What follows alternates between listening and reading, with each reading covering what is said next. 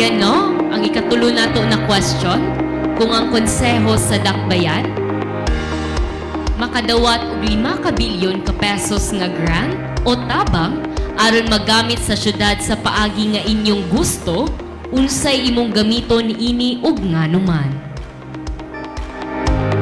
Time is up. Ayon sa atong drawlats, ang una nga magatubag ug magahatag siyang 2 ka minuto nga response sa atong question, Ma'am Jocelyn Rodriguez. Once again, once you will start to speak, the time will also officially commence. Okay, I authored the Bangon Balik Cagayanon, Bangon Balik Higala. We call in English, Building Back CDO. What happened? It was never acted upon. Kami involved sa pandemic. So what I have in mind, if this could have been acted upon and approved by the City Council, we could have institutionalized ayuda. We could help our people nga napihigan sa ayuda, na wala na tagaan. We could have helped our micro, small, and business, medium business enterprises na tagaan na to grant para makabangon sa ilang kalisdanan. We could have helped ang atong mga what you call this, trabahante nga nawad-an, atong katawhan nga nawad-an og trabaho. If this ordinance could have been passed, I made this last year, 2021.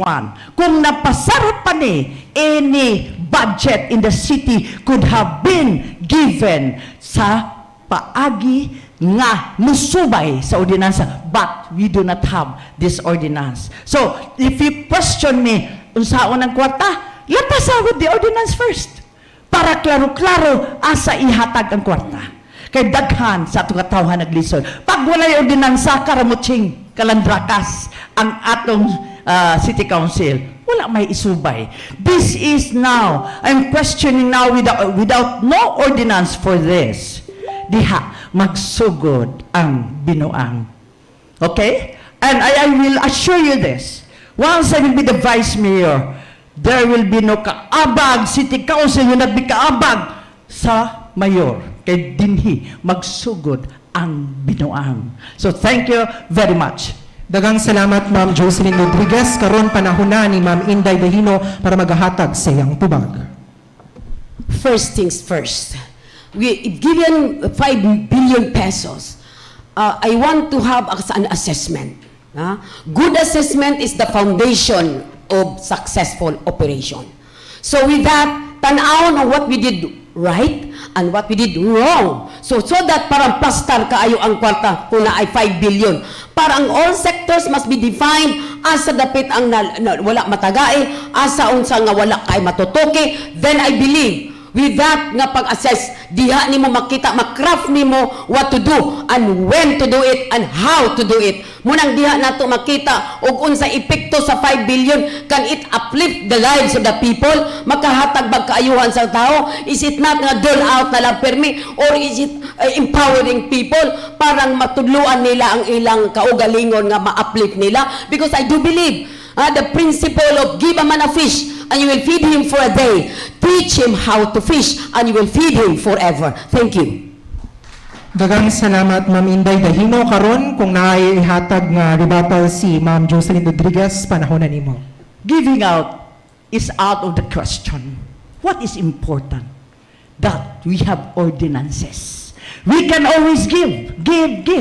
Pero wala kay subayon nga balaod nun, walay pulos. That is what I'm trying to drive out with Councilor Inday Dahino. Walay ordinansa for this. We cannot be giving out. We cannot be giving out. Should be guided with principle nga dili mabusahan ang atong kwarta nga manulot sa dakbayan. First and foremost, balaod nun. Balaod nun nga musubay kanunay. Balaod nun nga sundon nato kanunay. Balaod nun nga kana mapahimuslan, mahatag sa atong katawhan, isip tabang sa atong katawhan. We're not talking about dole out. That is very common. But then, being a vice mayor, balaod nun is very important para dunay guideline o kung saan paghatag.